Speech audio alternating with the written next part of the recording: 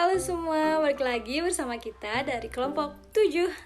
Saya Fauzia Ardu Juniaria, beserta teman-teman saya ada Muhammad Hasrul dan Ayu Indah dari kelas manajemen A1. Nah, di sini kita akan membahas seputar struktur teori modal. Wow, menarik bukan? Yuk langsung saja kita simak bareng-bareng materi yang pertama, yaitu pengertian struktur modal. Oke, materi yang pertama di sini yaitu pengertian teori struktur modal. Nah, sebelum itu kita harus tahu dulu apa sih modal itu. Nah, modal adalah hak atau bagian yang dimiliki oleh pemilik perusahaan dalam pos modal yang disebut modal saham. Keuntungan atau laba yang ditahan atau kelebihan aktiva yang dimiliki perusahaan terhadap seluruh utangnya. Nah, modal ini terbagi menjadi dua, yaitu modal aktif atau disebut debit dan modal pasif yang disebut kredit.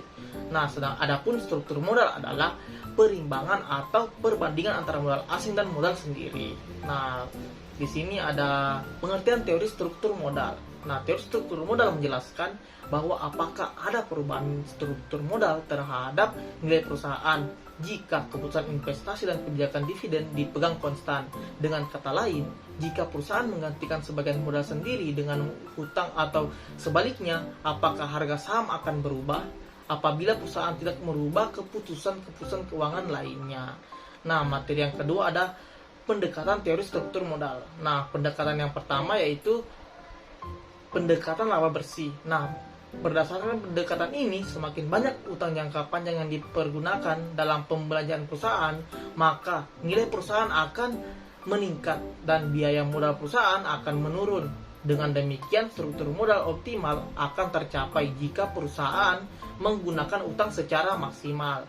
Nah, selanjutnya akan muncul pertanyaan nih, bagaimana sih pengaruh struktur modal terhadap harga pasar saham perusahaan?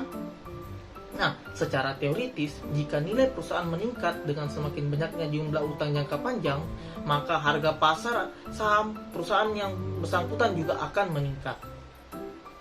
Selanjutnya ada pendekatan laba bersih operasi. Nah, menurut pendekatan ini mengasumsikan biaya modal perusahaan tetap pada berbagai tingkat leverage. Menurut pendekatan laba bersih operasi, berapapun jumlah utang yang dipergunakan dalam pembelanjaan perusahaan, nilai perusahaan tidak akan berubah. Nah, selanjutnya pendekatan tradisional. Nah, menurut pendekatan tradisional berpendapat bahwasanya ada struktur modal yang optimal dan perusahaan dapat meningkatkan nilai total perusahaan mempergunakan jumlah utang atau leverage keuangan tertentu. Dengan mempergunakan utang yang semakin besar, pada mulanya perusahaan dapat menggunakan biaya modalnya dan meningkatkan nilai perusahaan. Nah, selanjutnya ada pendekatan Modigliani dan Miller yang disingkat MM. Nah, mereka berpendapat bahwa struktur modal tidak mempengaruhi biaya modal perusahaan dan juga tidak mempengaruhi struktur modal perusahaan, melainkan dipengaruhi oleh investasi yang dilakukan perusahaan dan kemampuan perusahaan untuk menghasilkan laba.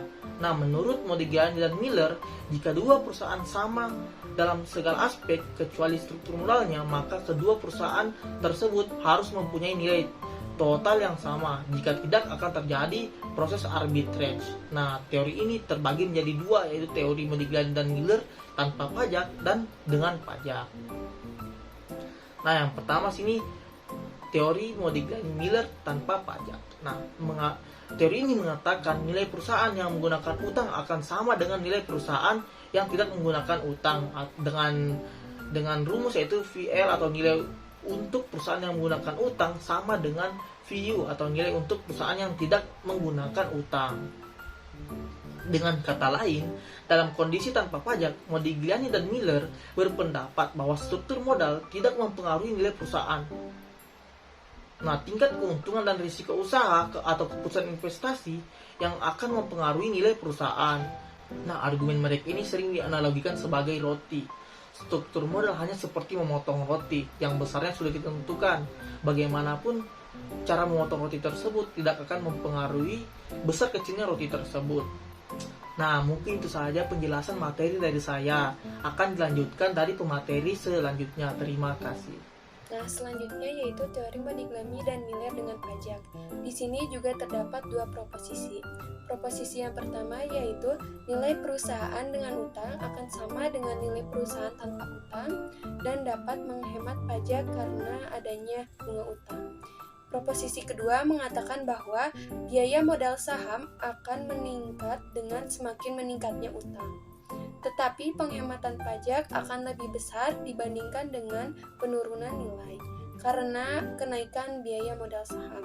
Teori pendekatan yang kelima yaitu pendekatan trade-off dalam struktur modal. Menurut trade-off teori yang diungkapkan oleh Myers tahun 2001, perusahaan akan berhutang sampai pada tingkat hutang tertentu, di mana penghematan pajak dari tambahan utama sama dengan biaya kesulitan. Ada hal-hal yang membuat perusahaan tidak bisa menggunakan utang sebanyak-banyaknya. Satu hal yang terpenting adalah dengan semakin tingginya utang, maka akan semakin tinggi kemungkinan kebangkrutan. Kemudian, biaya kebangkrutan mencakup menjadi dua hal, yaitu biaya langsung dan biaya tidak langsung. Biaya langsung yaitu biaya yang dikeluarkan untuk membayar administrasi, biaya pengacara, biaya akuntan, dan biaya-biaya lainnya. Biaya tidak langsung yaitu biaya yang terjadi karena dalam kondisi kebangkrutan, perusahaan lain atau pihak lain tidak mau berhubungan dengan perusahaan secara normal. Dan yang keenam yaitu pecking order theory. Teori trade-off dalam kenyataan empiris, nampaknya jarang manajer keuangan yang berpikir demikian. Pengamatannya menunjukkan bahwa perusahaan yang mempunyai keuntungan yang tinggi ternyata cenderung menggunakan utang yang lebih rendah. Semakin spesifik perusahaan mempunyai urutan-urutan preferensi dalam penggunaan dana. Skenario urutan dalam pecking order theory adalah sebagai berikut ini. Yang pertama, pendanaan internal. Yang kedua, perkiraan kesempatan investasi. Yang ketiga, kesempatan investasi dan fluktuasi keuntungan yang tidak pasti. Dan yang terakhir, pendanaan eksternal. Yang ketujuh yaitu asimetri informasi dan signaling. Teori ini mengatakan bahwa dalam pihak-pihak yang berkaitan dengan perusahaan tidak mempunyai informasi yang sama mengenai prospek dan resiko perusahaan. Teori ini terdiri dari Myers dan Majalov dan juga signaling. Myers dan Majalov, menurut teori ini ada asimetri informasi antara manajer dengan pihak luar. Manajer mempunyai informasi yang lebih lengkap mengenai kondisi perusahaan dibandingkan pihak luar. Sedangkan menurut signaling, mengembangkan modal di mana struktur modal merupakan signal yang disampaikan oleh manajer ke pasar. Yang terakhir yaitu keagenan. Menurut pendekatan ini, struktur modal disusun untuk mengurangi konflik antara berbagai kelompok kepentingan. Konflik antara pemegang saham dengan manajer adalah konsep free cash flow. Kemudian ada juga teori lainnya yang terdiri dari dua, yaitu pendekatan interaksi produk dan konteks atas pengendalian perusahaan. Pendekatan interaksi produk ada dua kategori dalam pendekatan ini, yaitu strategi dan menjelaskan hubungan antara struktur modal dengan karakteristik produk atau input. Sedangkan konteks atas pengendalian perusahaan yang menjadi target akan meningkatkan tingkat hutangnya berhubungan dengan kemungkinan sukses tender offer. Nah, selanjutnya ada determinan keputusan struktur modal, grow rate. Apabila penjualan stabil meningkat, maka memperoleh dana yang semakin besar, sehingga akan mengurangi hutangnya. Tetapi sebaliknya, penjualan stabil menurun, maka akan berkurangnya dana yang diperoleh, sehingga akan menambah hutangnya untuk keperluan operasi perusahaan. Nah, di sini ada aset struktur. Jika perusahaan mempunyai pemodalan sendiri cukup besar, maka perusahaan tidak akan memperoleh pinjaman. Tetapi sebaliknya, kalau pemodalan perusahaan kecil, maka perusahaan memerlukan pinjaman. Kemudian ada manajemen attitude. Dalam melaksanakan operasi perusahaan, manajemen ada yang bersifat berani menanggung resiko dan ada pula yang bersifat tidak menyukai resiko. Selanjutnya ada market condition atau pasar modal yang mudah untuk mendapatkan dana berupa pinjaman, maka perusahaan juga dapat dengan mudahnya mendapatkan pinjaman yang cukup besar. Begitupun pula sebaliknya. Kemudian ada tax. Tingkat pajak yang cukup besar melakukan pinjaman besar, begitu pula sebaliknya. Kalau tingkat pajaknya cukup kecil, perusahaan akan memperoleh pinjaman yang besar.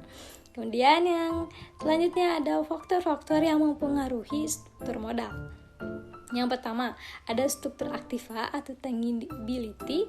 Perusahaan yang semakin besar aktivanya terdiri dari aktiva lancar akan cenderung mengutamakan pemenuhan kebutuhan dana dengan utang.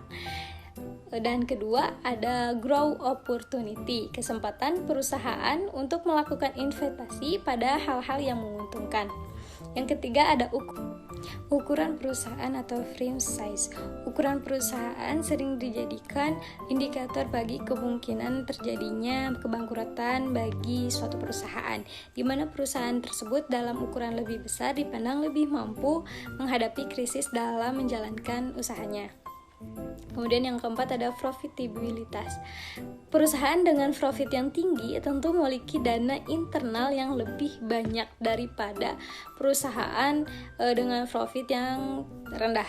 Kemudian yang kelima ada resiko bisnis. Nah, resiko bisnis ini akan mempersulit perusahaan dalam melaksanakan pendanaan eksternal, sehingga secara teori akan berpengaruh negatif terhadap leverage perusahaannya. Nah, teman-teman, begitulah penjelasan mengenai teori struktur modal dari kelompok 7. Mohon maaf apabila masih banyak kekurangan dan kesalahan. Terima kasih yang sudah menonton dan menyimak video kita. Jangan lupa like and comment. See you.